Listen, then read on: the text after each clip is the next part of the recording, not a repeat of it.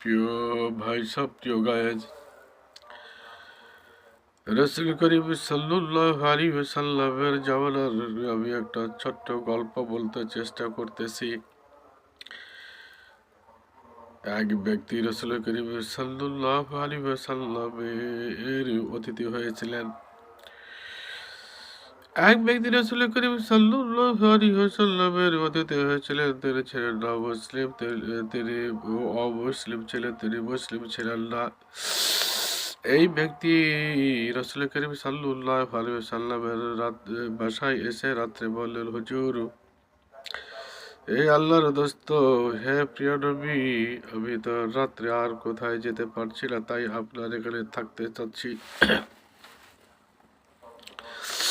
রাসূল করিম সাল্লাল্লাহু আলাইহি ওয়াসাল্লাম তাকে বিছানা দেখিয়ে দিলেন আর ভালো ভালো খাবার তাকে খেতে দিলেন। এই ব্যক্তি ছিল অত্যন্ত ক্ষুধার্ত, তাই তিনি অত্যন্ত বেশি খেয়ে ফেললেন। কোরমা, পোলাও, মাংস, ভাত, বিরিয়ানি যা দিয়েছিলেন তাই তিনি বেশি বেশি খেয়ে ফেললেন।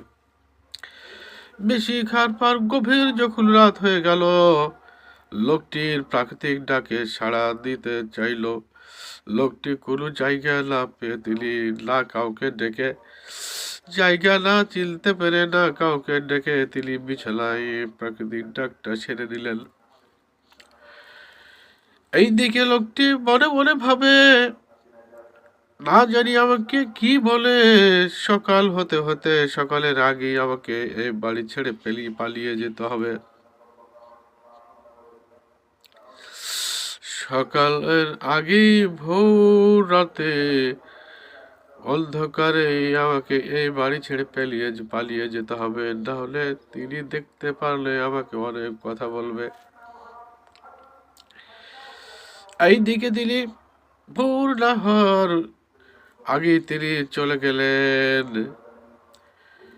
এইদিকে আসে রাসূল করিম সাল্লাল্লাহু আলাইহি ওয়াসাল্লাম, দেখলেন যে তার মেহমান বিছানি পায়খানা পেশাব করে দিয়েছে।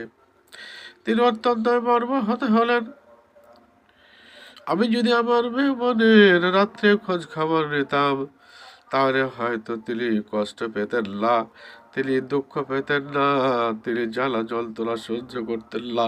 আমি কিভাবে তার মেহমানদারি করলাম যে তার খোঁজ খবর নিতে পারলাম না। আমি গুনাহগার হয়ে যাচ্ছি, আল্লাহর কাছে ফরিয়াদ করছি।